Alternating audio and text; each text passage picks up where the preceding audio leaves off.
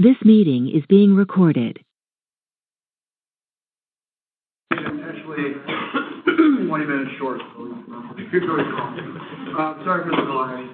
I was going to talk about thoracolumbar trauma, something you see down in the OR from time to time. And I just wanted to the goal of my talk was to go over the common fracture types that we will see, how, as surgeons, we look at the fractures and kind of the treatment options. And presenting it how I think of these fractures, and I try to make them very simple. And it's either fractures or they're one of four types, and then treatment options are either surgery or no surgery. And most of the fractures, by and large, the majority of the fractures we see are non-surgical, but I'll go over some of the surgical options for those.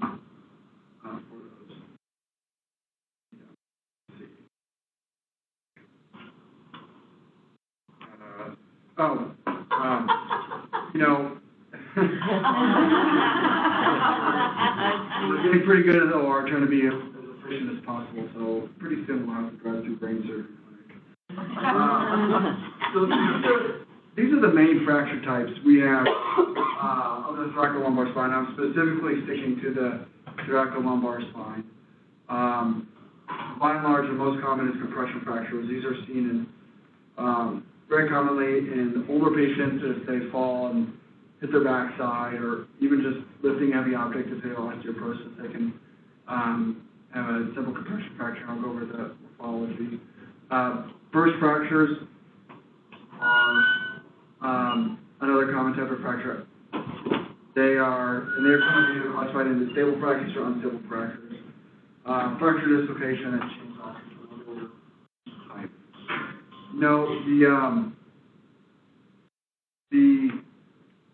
When we look at these fractures over the last 20 or 30 years, there's been several classification systems, and it seems like every 5 years somebody wants to come up with a new classification system that fits fits what they want to do. But really, classification systems come and go. Originally, you'll kind of sometimes maybe you'll hear surgeons talk about a 3-column model. That was a classification system that came about 30 years ago. When you think of the spine in 3 columns, like the vertebral body, the front half of the vertebral body is the first column, the second half is the second column, and then the lamina and the spinous process are the third column. We don't really use that for decision-making purposes, but we still hear older surgeons, well, that's a 3-column injury, and that's an unstable fracture, etc. So they still kind of use it and use it a little bit. The AO spine classification system is a kind of a complex classification system, and then TLEX one is kind of one that we settle on, and that I use sometimes in helping me determine whether a fracture is stable or unstable, because it helps with some decision making. But essentially, there's no universal agreed upon classification system. The AO model is heavily used in Europe and Canada and amongst orthopedic surgeons. And you can see there's lots of variations to the AO system.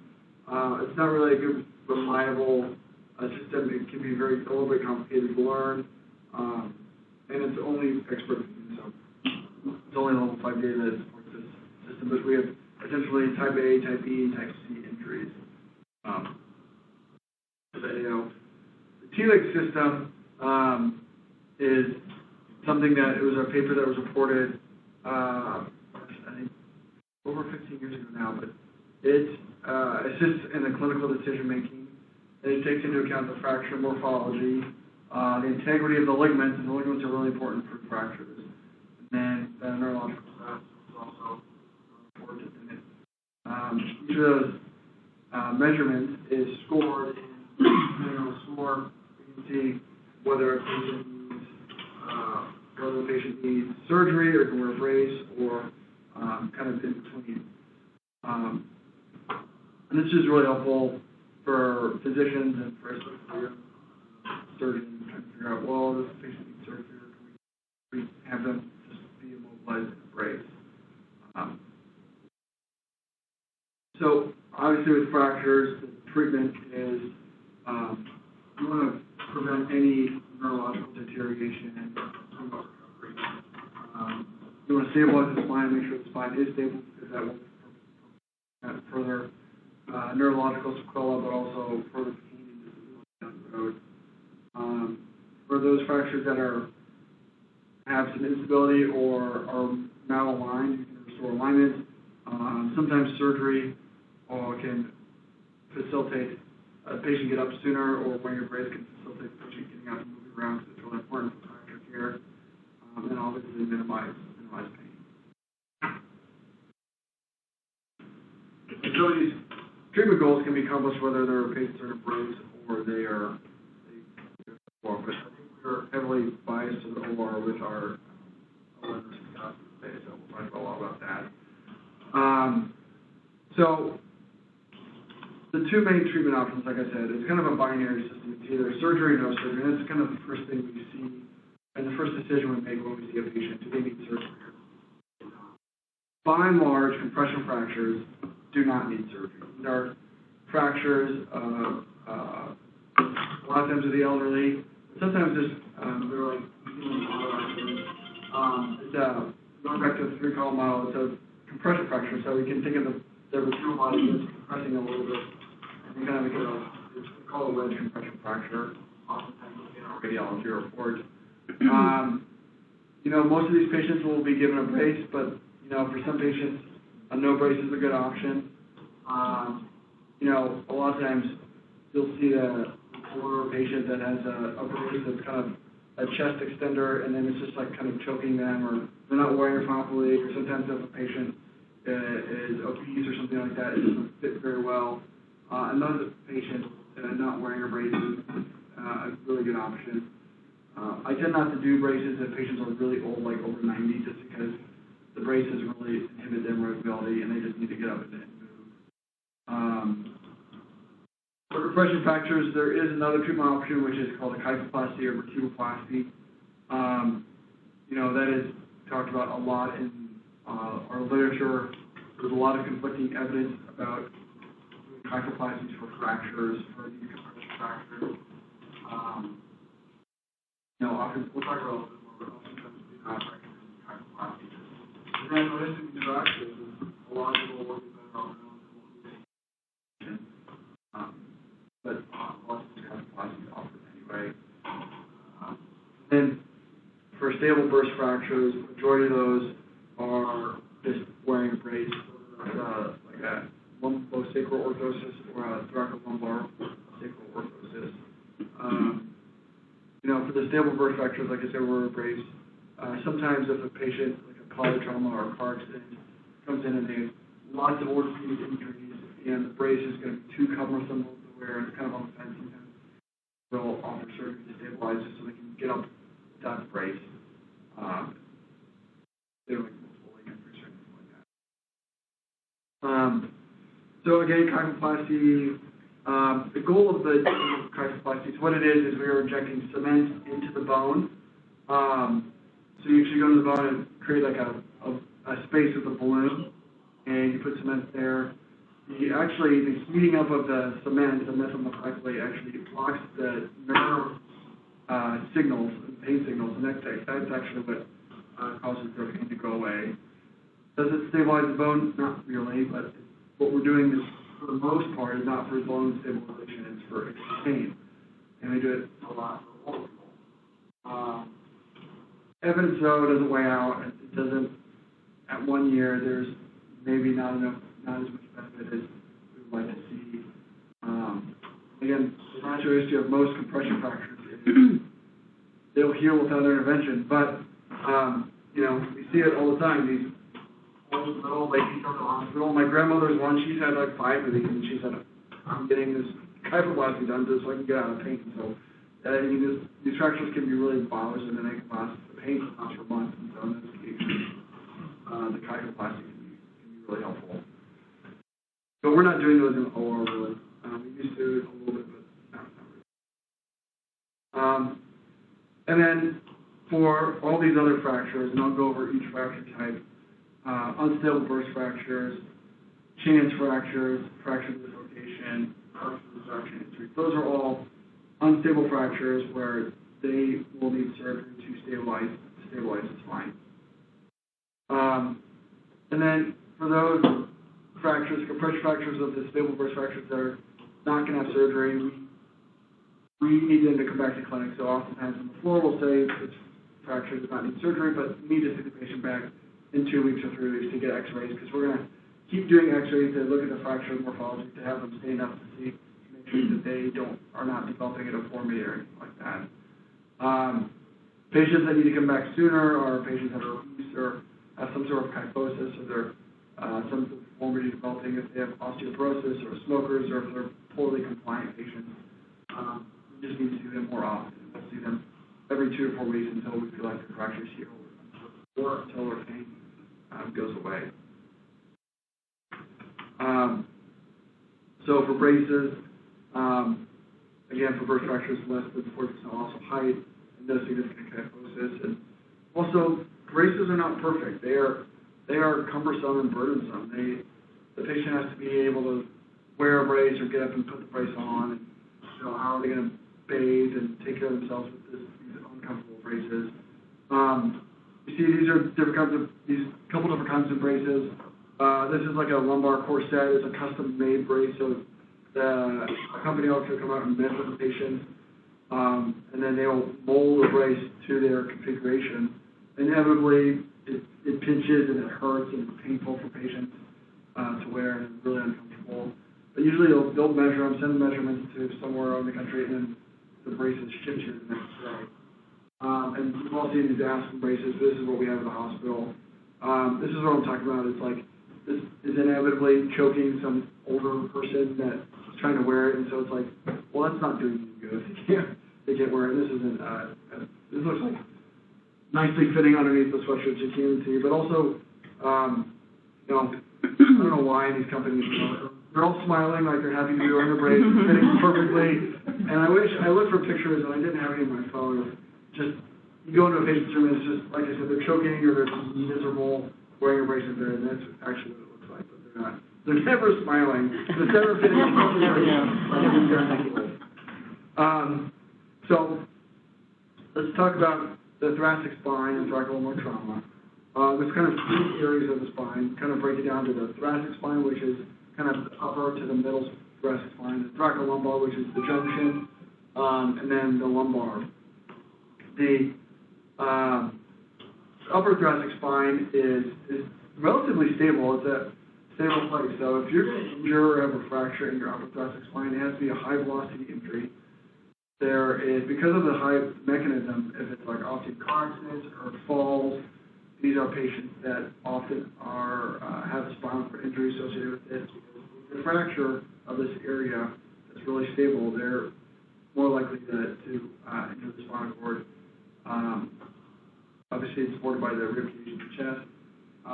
And braces don't really do much for this area above T6 and T7. So the TLSO braces that we just looked at, they're not doing much above that level.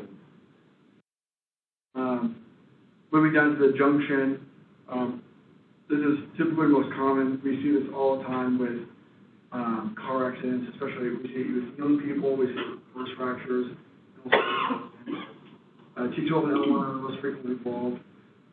That is because that is the junction between a rigid thoracic spine that handles the chest and the rib cage kind of supporting it, like an internal brace, and then the lumbar spine, which is mobile. So you have a mobile segment on top of a non-mobile segment. So that's those people all think of these entries as T12 and L1. The spinal canal at this level is a little bit bigger, so we don't as often see patients that have a spinal cord injury or neurological deficit in this level. It's not as common. The other reason is that this is at the level of the conus, so if they do get one, they often get like an energetic bladder, and it's just not as easily testable on just a quick neurological assessment. However, there are a lot of forces at the thoracolumbar junction, so for patients who have fractures here, there's a higher chance for instability or long-term disability because of these fractures. There's so much weight as well. And then the lumbar spine, there's L3-5. It's not as common for high-velocity trauma or mechanisms. We do see it a lot. In older patients, they get compression fractures in this area a lot. Again, because the spinal cord ends at T12, L1, L2, you don't see many neurological injuries. But because of it's at the base of the spine, there is a lot of pain associated with these fractures, and there's disability.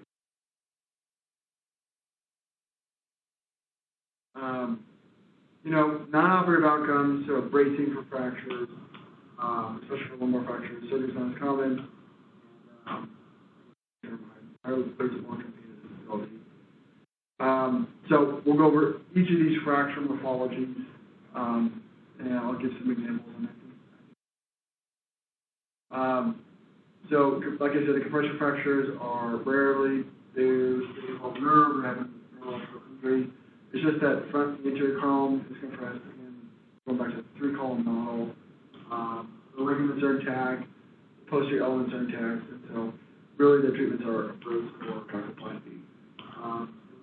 My worldview, I will only offer kyphoplasty for fractures that have been there for a couple of weeks or a month or two, and the patients are still having a lot of pain. I typically will not offer fractures or kyphoplasty for acute compression fractures. One, because most of them will get better, but two, if the patients have a fracture, they get cement. If the cement isn't cured enough, when they put the cement in, it can kind of leak outside of the confines of the vertebral body and go into one of the prevertebral veins and go into the lung called PE, or can reflux back into the canal and injure the nerve. So I tend to be really conservative with kyphoplasty. But you can see this is an example. This is a patient who had a prior fusion. Came in the hospital. They had this fracture. We kept watching it. The patient just and they're still having pain. So we offered them a kyphoplasty. So we injected the 2E needle into the pedicle and filled that area with cement. And again, it's not stabilizing the fracture. You can still see the patient still has their kyphosis here, but it did help their pain, and essentially we're pain-free. And it happens almost immediately. The pain relief is with so usually by the time they go to the recovery room, they're feeling better and they can get out of here. Mobilize minimally any braces or anything like that.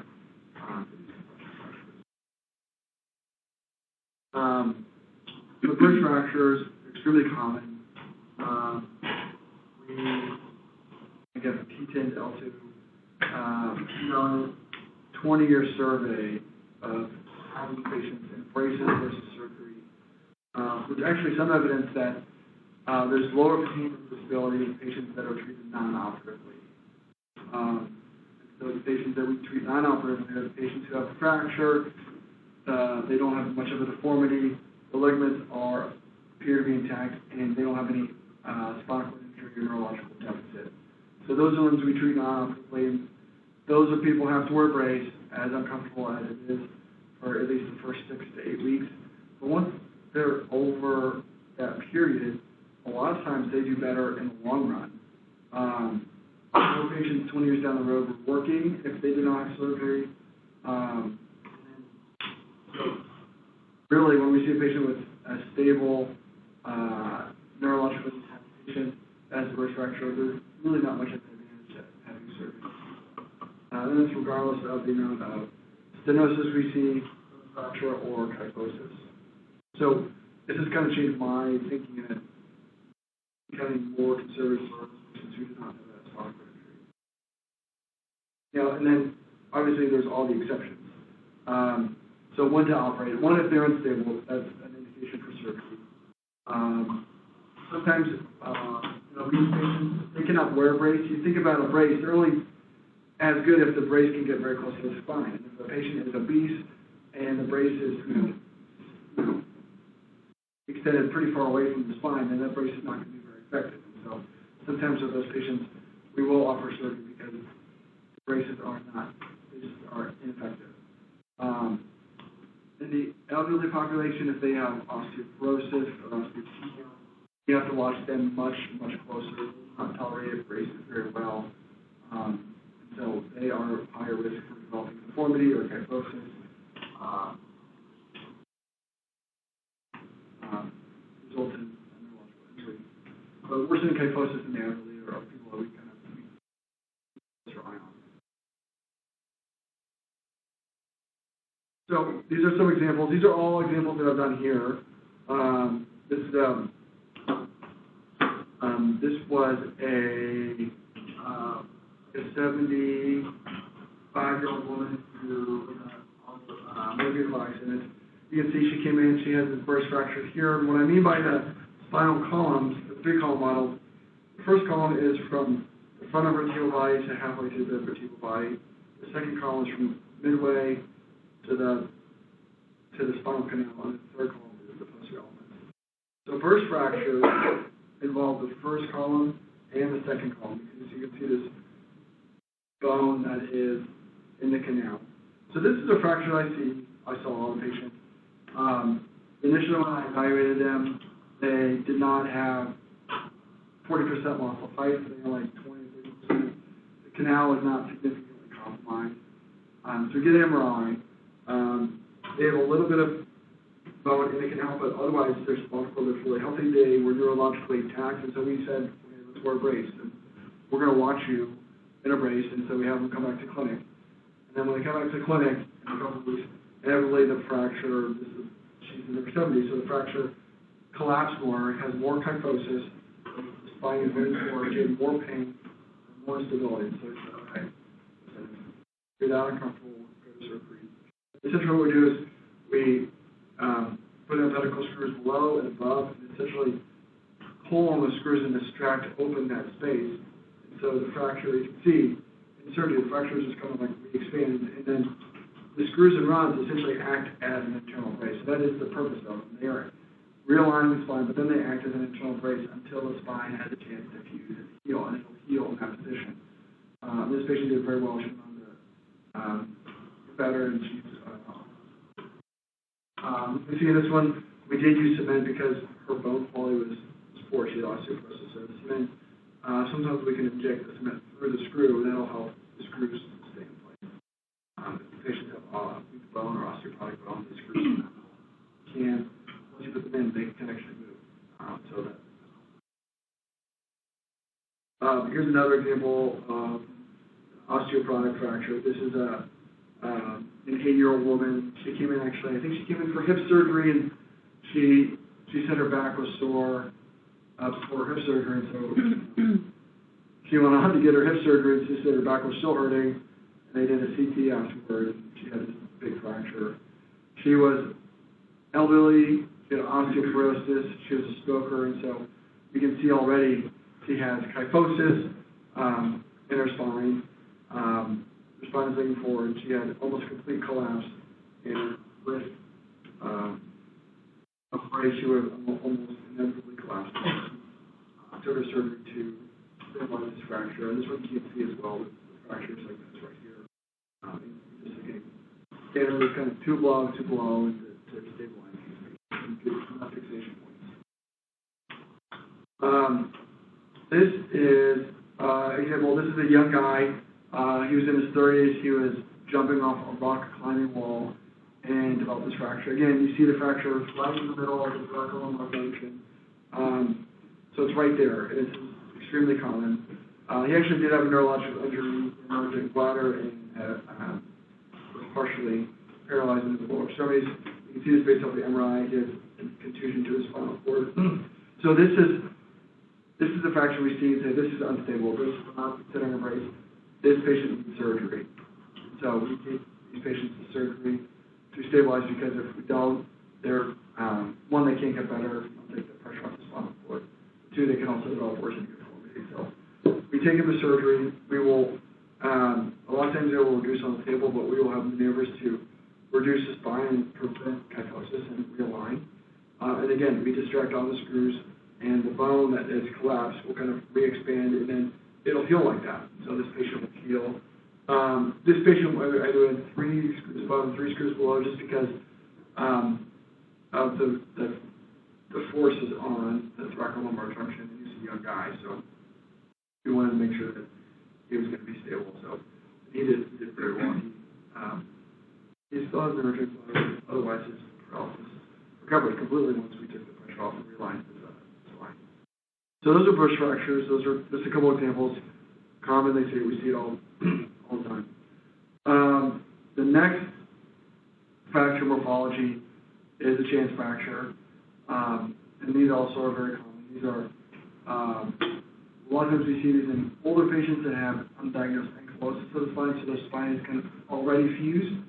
And I have an example. This is some guy. This is a patient who fell off a ladder just a couple weeks ago. He was putting up Christmas lights.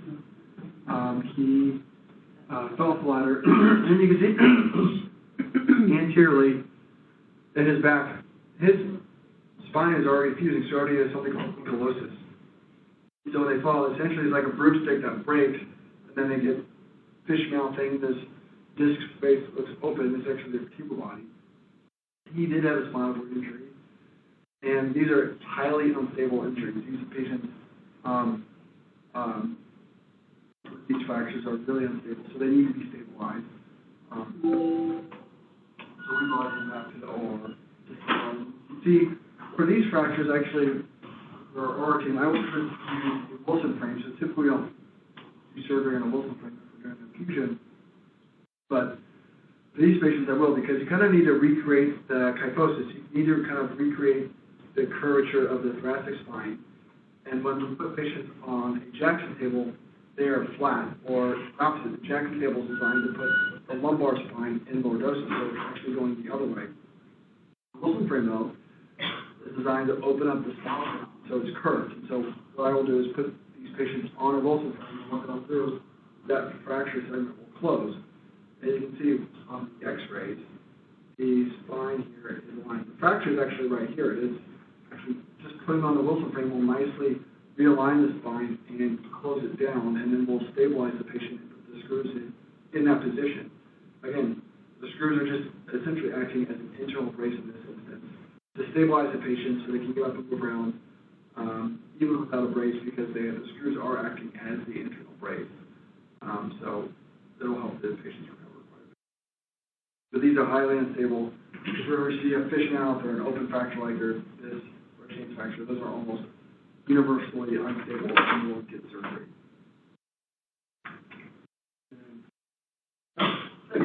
And then the last one we'll talk about is a fracture dislocation.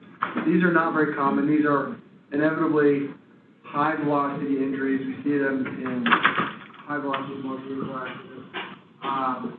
These are very unstable. Typically all the ligaments are torn, and then is disrupted in the vertebral body and dorsal element, so both or all three columns. And there's a combination of forces. We talk about the morphology of the these are highly unstable. These are like you see them in the ER, you see the picture, they need surgery. And also these patients have a very high chance of having a spinal cord injury. So this is a patient we treated during COVID. She was in a car accident, and then she had pain everywhere, and she had this CT scan of her thoracic lumbar spine. It looks really normal. It looks healthy, but she got sent to rehab a week later, and you can see she's like complaining a little bit of back pain. You can see it. I don't know if you can see this is showing up very well, but you can see it. Her thoracic spine is sitting here, and her lumbar spine is sitting here. So she had a complete fracture dislocation that was undetected, and she had a fracture through the disc space. So you can see, immediately got a CT. Her thoracic spine is here. Her lumbar spine is here. So this is a fracture dislocation. So essentially the spine is sitting next to each other. Really high chance of having a spinal cord injury. She actually, interestingly, this went undetected because she was neurologically intact, but she could not get out through the back knee because she had fracture dislocation. I've never seen anything like this. So this is the MRI. Here's the thoracic spine. Here's the lumbar spine. The spinal cord is in here. It's a big S shape. So this is essentially, no questions asked. This needs to go to surgery to be stabilized. We took her to surgery, got her stabilized, and got her spine realigned. You can tell she has this vertebral body here, and then right here. She's got this shear injury to the vertebral body right here. So she was really unstable. This is a unique one because usually they were picked up on the screening. So, but she got stabilized and she got better and went on her way. So, those are fracture dislocations. Those are no questions asked. Those are surgical cases. Other fracture dislocations. This is a young patient who had she had osteomyelitis. She was an IV drug user and had she developed back pain and fell, and then she had this fracture. So essentially, this is her CT scan. Her spine was falling off, and she had an incredible stenosis. She was also neurologically intact, and so this is work. There's no questions asked. This patient needs surgery. It's unstable. Otherwise, she will never fall. So we took her to surgery to realign her spine, and in this case, we actually recreated the vertebral body with a copectomy cage. Realigned her spine, and she did okay. But these can be tricky. These are fractures. This is a gentleman who came in, he had a burst fracture, ended up getting a kyphoplasty, which didn't work. Then he had surgery somewhere else, which didn't work. And then he came in and because the right thing was done, the hardware failed and it was sticking out of his skin. So when he came in, we had to recreate his spine and recreate his alignment. So what we did is we removed the vertebral body anteriorly and put in a cage to give the patient anterior support, and then have to recreate his organs.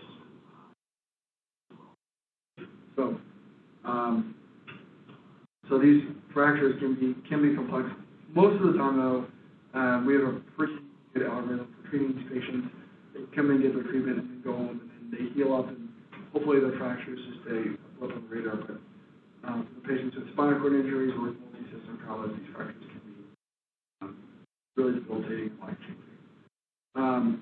So obviously the non-operative options are braces, pain management, not as much, but we're also putting in the rehab here.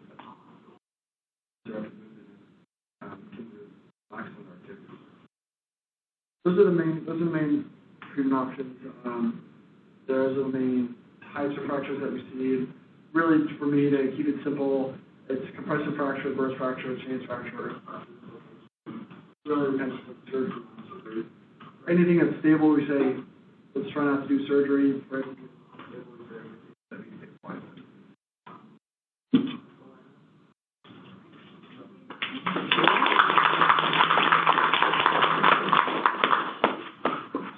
Anyone have questions? Please, I'm going to make an announcement. Thank you very much. Sure. That was a great presentation.